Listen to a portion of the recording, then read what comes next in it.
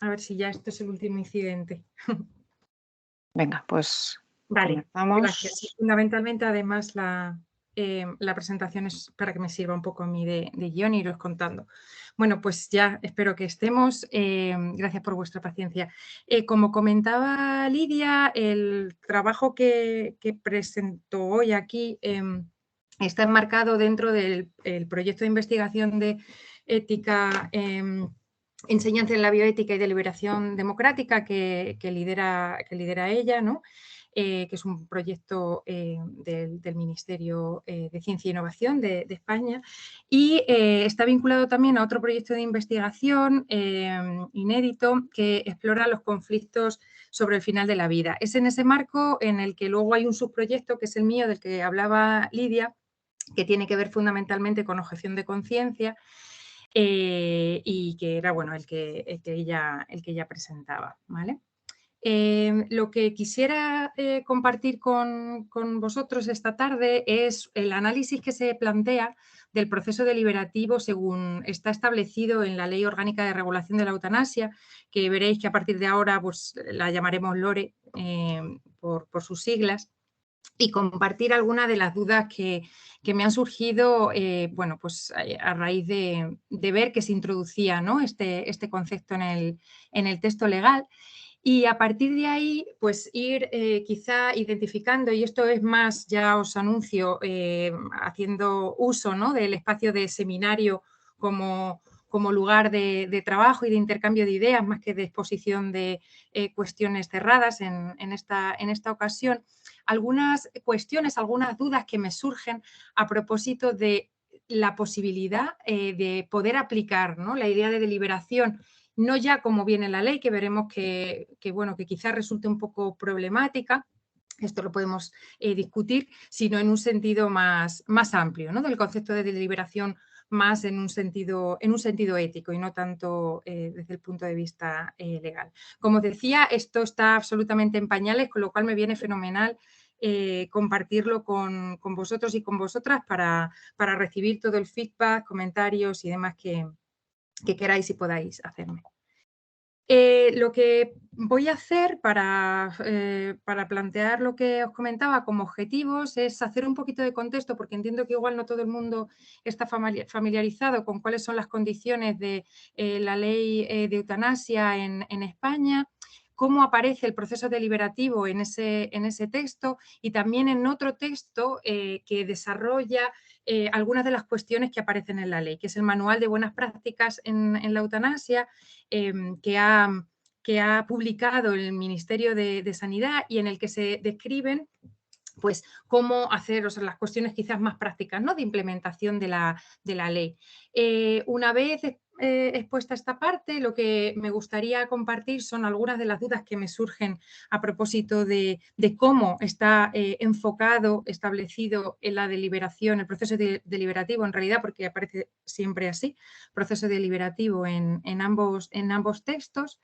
Luego pasaremos a recuperar el concepto que quizás sea más conocido por parte de todos de deliberación, y en relación con esto, sí es posible establecer ese proceso de deliberación en un proceso como la eutanasia, en una práctica como la eutanasia, para terminar apuntando algunas ideas, algunas intuiciones relacionadas con algunos límites quizás que tiene la deliberación y cómo quizá la deliberación requiere también de otras cosas más, ¿no? Es decir, está bien la deliberación, pero igual también hay que expandir los límites hacia otro tipo de intervenciones y de prácticas.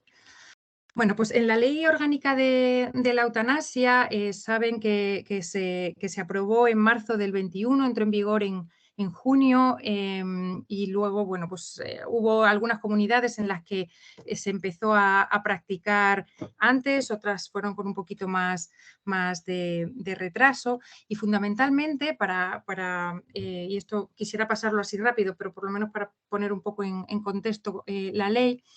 Para poder solicitar la prestación, que prestación de ayuda para morir incluye tanto eutanasia como suicidio médicamente asistido, aunque en general nos referiremos como eutanasia en la presentación, pues es tener la nacionalidad española o residencia legal en España, haber conocido y tener información sobre cuál es el proceso, cuáles han sido las alternativas de tratamiento, actuaciones, etcétera. Formular la solicitud de manera voluntaria y por escrito, y hay que repetirlo por lo menos en 2 ocasiones, con una separación de 15 días entre ambas. Sufrir y estar, y esto ahora hablaremos con un poquito más de detalle, sufrir una enfermedad grave, incurable, así aparece en la ley, esto es literal de la ley, o padecer una discapacidad grave crónica, según vamos a ver, y prestar el consentimiento antes de recibir la prestación, ¿vale? Esas condiciones de las que se hablaba, del padecimiento grave, crónico, imposibilitante, se describen como aquellas situaciones en las que hay limitaciones claras sobre la autonomía, tanto física como para desarrollar actividades de la vida diaria, que hacen que la persona no se pueda valer por sí misma, que tiene muy limitada, implica una limitación relevante en su relación con el entorno, en su manera de expresarse, que implican también sufrimiento físico o psíquico de manera mantenida en el tiempo, que le resulta intolerable para la persona que lo padece. El pronóstico en este tipo de casos pues es muy limitado, ¿no? La mejoría según lo que se establece de acuerdo con el estado de la medicina en el momento en el que se solicita es muy poco probable. No existe la posibilidad de curación y implica también, pues eso, pues un nivel tan alto de dependencia que a veces requiere de algún tipo de apoyo. Este es uno de los, como de los contextos, ¿no? Podemos pensar, por ejemplo, en el caso, ha habido personas que se han acogido a esta situación en un cuadro, por ejemplo, de tetraplegia o de grave limitación física. El otro cuadro sería como un cuadro pues eso, más crónico frente a otro que quizás más vinculado a las patologías más agudas, ¿no? Es una enfermedad grave e incurable que implica sufrimientos físicos y psíquicos constantes, que son insoportables, que no hay alivio y que el pronóstico de vida es ya limitado. Podríamos pensar en una progresión además la persona está en una situación de vulnerabilidad bastante alta. Podemos pensar en cuadros, por ejemplo, de pacientes oncológicos, ¿vale?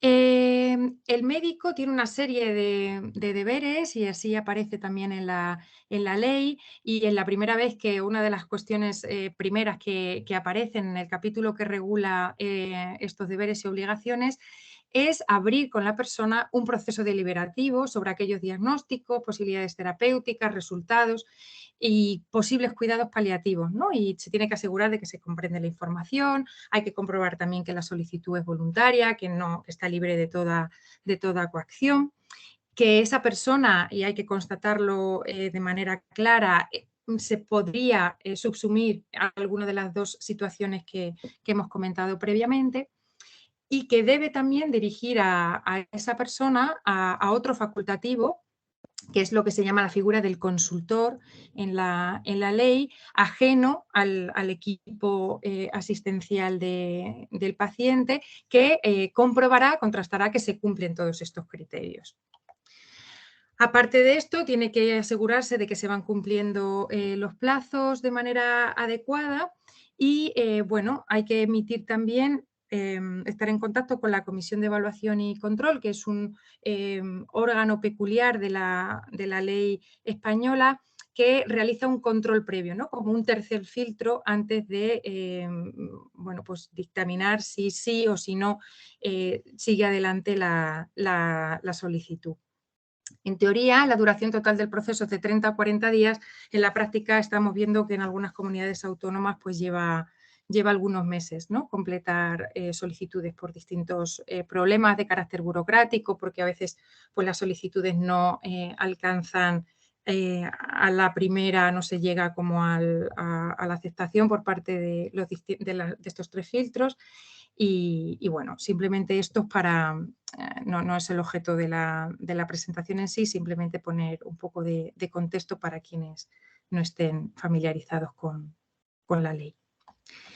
Si aterrizamos ya en el proceso deliberativo en sí, tal y como aparece tanto en la LORE como en el Manual de Buenas Prácticas en la Eutanasia, lo que dice, lo describe, es que efectivamente, como comentaba antes, el médico tiene que realizar con el paciente un proceso deliberativo sobre su diagnóstico, posibilidades terapéuticas, resultados esperables, posibles cuidados paliativos y con el fin o de alguna manera persiguiendo que la persona entiende toda la información que se le proporciona.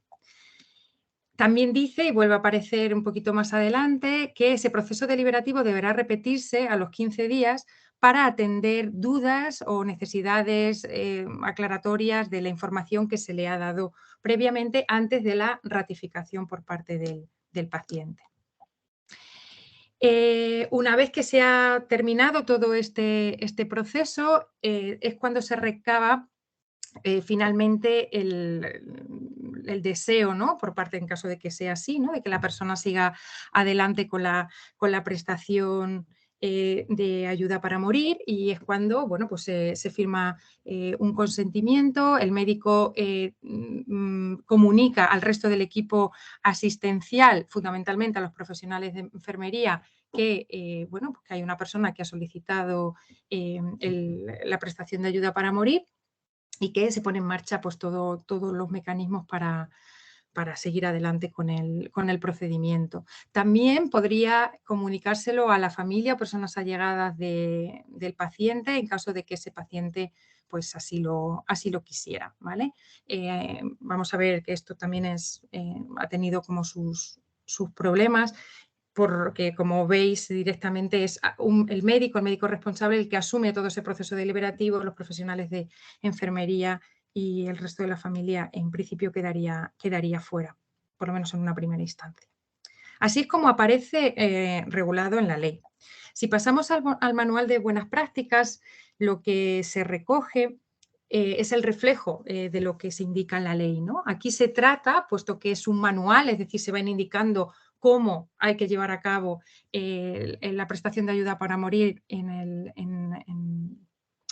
de acuerdo con la legislación. Se habla del proceso deliberativo como parte del proceso de información, o de alguna manera así es como yo lo entiendo y es lo que quisiera también compartir con vosotros, ¿no? Es decir, como uno de los pasos. Vamos a ver algunos trocitos del propio manual para que veáis cómo se establece visualmente, ¿no? que la deliberación forma parte del proceso informativo, y así se refleja, de hecho, en determinados documentos que son pues, modelos que hay que rellenar, en concreto el número 4, 10 y 12, a partir de los cuales se puede entender que se ha finalizado el proceso de deliberación y se puede pensar en la obtención del consentimiento informado. Aquí os decía, ¿no? Como para ejemplificar lo que os contaba. Paso 1, ¿no? Es decir, ¿qué procedimiento se sigue por parte del médico responsable? Si lo leyera alguien, ¿no? Que quisiera informarse sobre esta cuestión. Pues el paso 1 abre con usted un proceso deliberativo, ¿vale? En los términos que hemos comentado antes. Paso 2, se reanuda de nuevo el proceso deliberativo para ver si se necesita ampliación, aclaración o lo que sea. Y paso 3, se entiende que ya hay un fin del proceso deliberativo y que lo que toca es recabar esa decisión de continuar mediante el documento de consentimiento informado. Aquí, bueno, existe la posibilidad de revocar una vez pasado por el proceso deliberativo. Este es como el documento, y aquí veis cómo se entiende en esa recogida de datos, cómo se plasmaría mediante este modelo el proceso deliberativo. Se ve chiquito, pero si veis, lo que habría que recoger, aparte de los datos personales de la persona, es el diagnóstico, posibilidades terapéuticas y resultados esperables, posibilidad de cuidados paliativos, informar sobre sobre la voluntariedad del proceso, que no existe ningún tipo de presión externa, y cuáles son las conclusiones pues, más relevantes del proceso deliberativo. En esta hoja, que imagino que se puede extender lo que sea necesario, pero para que veáis que queda como recogido en un modelo. Es verdad que ante como este planteamiento muy procedimental, aparece un cuadrito, tal cual así también en el manual, en el que se recoge alguna caracterización que permite como abrir la puerta a otro tipo de consideración del proceso deliberativo en estos textos, ¿no? El proceso deliberativo, se entiende en el Manual de Buenas Prácticas, implica una escucha activa y empática del relato por parte del paciente. Se incide en que se pone de especial relevancia es que la finalidad es que todo es fruto de la voluntariedad y no de la coacción externa. Y bueno, se entiende que este proceso pues, requiere una atención especial, ¿no? Una forma de entrevista que supone esa puesta en práctica de la empatía y del manejo de las emociones para poder obtener finalmente el consentimiento informado en esa prestación. A modo de sugerencia, dice que se aborden cuestiones médicas y psicológicas, también familiares y sociales y de carácter espiritual, para que sea posible tomar, o sea, darse cuenta, ¿no? Si finalmente existe esa voluntariedad por parte del paciente o no. Si veis, es todo el rato una insistencia en que haya voluntariedad, que no haya presiones, algo que es verdaderamente relevante en un proceso como este. Se introduce esta idea de escucha activa, de algunos sentimientos, valores, etcétera, pero es este cuadro, ¿vale? Por supuesto, en la ley no es algo que se incluya y en ninguna otra parte dan mayores pautas aparte de estas. De manera que si hiciéramos como un resumen un poco, y no sé si coincidís conmigo en las conclusiones de cómo está presentado el proceso deliberativo en la ley, en el manual, fundamentalmente es algo dirigido a un proceso informativo que de alguna manera pretende confirmar que la decisión está firmemente tomada, que bueno, hay que tener un conocimiento, sentimientos, razones y valores, como pone en el manual, pero que eso tampoco luego se ve especialmente reflejado en el propio modelo que el manual ofrece.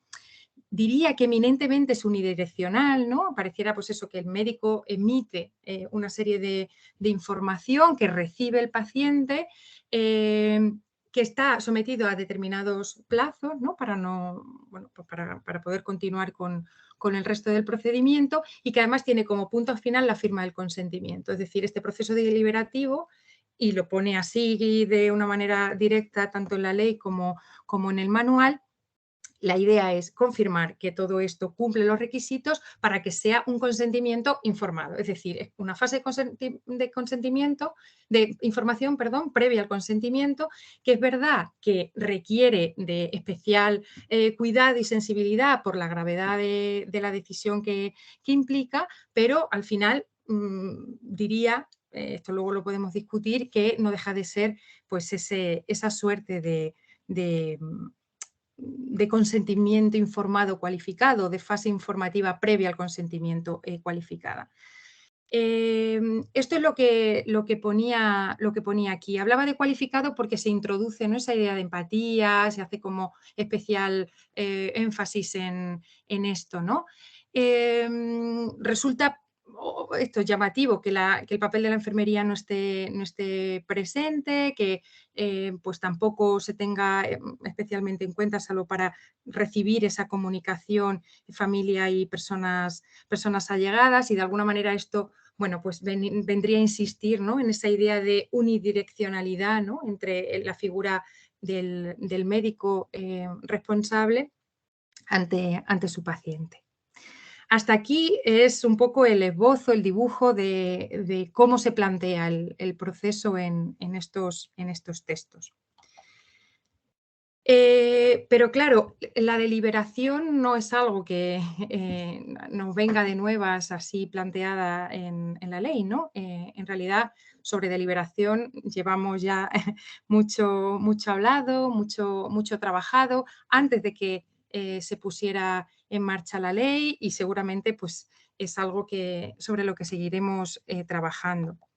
Por eso, desde otro contexto, desde el punto de vista de la ética, La deliberación se entiende más, como veis ahí en la cita de Diego Gracia en uno de sus textos, que la deliberación es un método, un procedimiento que implica una serie de elementos, ¿no? Una escucha atenta, un esfuerzo de comprensión, analizar valores que hay en juego, una propuesta de racionalidad sobre aquellos cursos de acción que puedan ser viables y elegir entre ellos cuál es el que consideramos óptimo, ver y contrastar que todo esto se ajusta al marco legal, evitar pues esa tentación que surge a veces, ¿no?, en el ámbito clínico más paternalista o directista, ¿no? Es decir, pues tener la capacidad de tener en cuenta cuál es la decisión de la persona, incluso en aquellos casos en los que no se compartan, ¿no? Por tanto, tenemos, si es cogiendo parte de esta definición previa unida a otras cuestiones también compartidas que la amplían, la deliberación tiene que ver con una toma de decisiones futura, es decir, aunque sea un futuro muy inmediato, la deliberación, según se entiende en el contexto de la bioética, tiene que ver con esa decisión que se va a tomar, ¿no? Es una valoración previa a una decisión relevante que considera, como se veía ahora, hechos y valores, es un proceso de racionalidad en cuanto que exige argumentos, democrático, en cuanto que cualquier persona puede hacerlo, no se necesita que sean personas expertas las que tengan como el papel único, ese papel de deliberación. Implica un proceso de comunicación respetuoso, como hablábamos antes, ¿no? Es decir, incluso cuando no se comparten las decisiones, de hecho, se considera como algo rico y valioso que no todas las opiniones sean coincidentes, que supone también como una doble dimensión, por un lado individual, en ese ejercicio como reflexivo primero, ¿no? Y luego una dimensión colectiva en cuanto a lo que implica de interlocución con otras personas, con otros agentes, ¿no? Algo en lo que se ha insistido mucho también en el contexto de la deliberación es que la decisión que se tome o hacia donde se debe encaminar lo que se entiende como el curso óptimo de acción es una decisión prudente, es decir, que intenta preservar los valores que hay en juego en lo máximo posible, ¿no? Se entiende que hay un conflicto entre dos valores y en el caso de la eutanasia pues podríamos pensar el ejercicio de la autonomía, de la libertad personal y la disposición o el valor de la vida en el otro punto, ¿no? Pues intentar como preservar los valores que hay en juego de manera prudente. Claro, si pensamos en esas características y lo aterrizamos en el caso de la eutanasia, lo que se ve es las preguntas que me surgen y que me gustaría, como decía, traigo más preguntas que respuestas y que me gustaría que luego retomáramos en el debate, pues son estas que veis aquí, ¿no? Si pensamos que la deliberación, casi como un elemento definitorio, tiene que ver con la toma de decisiones futuras, en un contexto en el que la persona llega habiendo reflexionado y habiendo pensado en solicitar la prestación de ayuda para morir, porque tiene una situación continuada en el tiempo de deterioro, de pérdida de sentido, en fin, podemos añadir ahí un montón de otras motivaciones. ¿Es posible plantearla en ese contexto? Esta es la primera cuestión que me surge. Es decir, si ya hay una decisión encima de la mesa, y esto me llevaría a la segunda pregunta, ¿no implicaría la deliberación en el contexto clínico cierto tutelaje paternalista hacia esa persona que solicita la prestación? En una segunda instancia también me surgía la pregunta de que si realmente las decisiones en el contexto deliberativo se rigen y se basan en la prudencia, igual es complicado entender que el curso óptimo de acción en ese proceso de deliberación sea la eutanasia, ¿no? por lo que implica de finalizar no solamente la vida biológica, sino también la biográfica, y a veces la biográfica no está a lo mejor completa, o se entiende que pueda no estar completa desde el exterior, porque las percepciones entre la persona solicitante y quien recibe esa solicitud pueden diferir. O cabría pensar, forzando mucho la terminología, que la eutanasia puede ser una opción liberadora en determinadas circunstancias y condiciones, frente a otros posibles cursos de acción que a lo mejor ya se han agotado o que directamente la persona rechaza iniciar. Puede ser que esto sea compatible, no sé, ahora lo discutiremos después, pero puede ser también que nos planteemos, y que en ese sentido a lo mejor pues, se daría como terminada la discusión diciendo, bueno, pues la eutanasia no es algo que se pueda pensar desde el punto de vista de la deliberación, es un caso trágico, ¿no? Si recuperamos la terminología de Dworkin, entre otros, ¿no? En el que la deliberación se queda muy pequeñita, ¿no? Es un margen muy estrecho, que igual la persona se ha planteado hacia sí, ¿no? Ha tenido como esa parte de dimensión individual, pero que luego, pues en su interlocución con el profesional sanitario, con el resto de su entorno, no ha llegado más allá. Es decir, es un caso trágico, supone un fracaso de la deliberación, podría ser otra de las cuestiones que cabría plantear.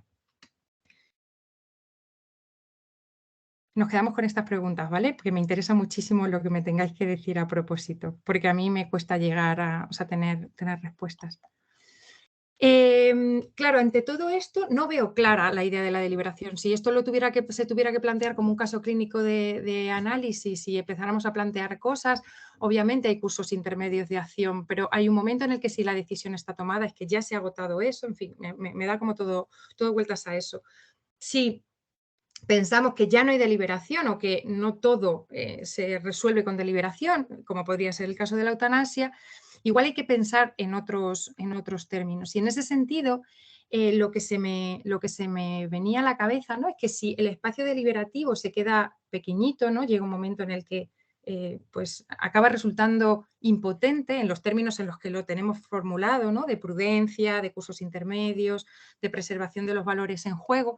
Quizá se da paso más bien o cabría pensar en una suerte de acompañamiento, no sé si habría a lo mejor alguna palabra más acertada que esta, ¿no? Del paciente a lo largo del proceso.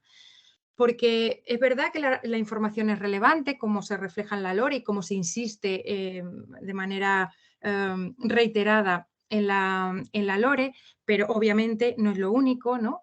Se necesita que sea lo que sea, bien sea la deliberación, bien sea un proceso de acompañamiento, hay que pensar en poner al paciente en el centro y no tanto pensar en términos de consecución del consentimiento o incluso de la renuncia a la prestación, ¿no? No sería tanto como utilizar la deliberación como fórmula de persuasión, sino pensar más en términos de acompañamiento a partir de la biografía de la persona, de su relato, de sus necesidades en todas las dimensiones de su vida, ¿no?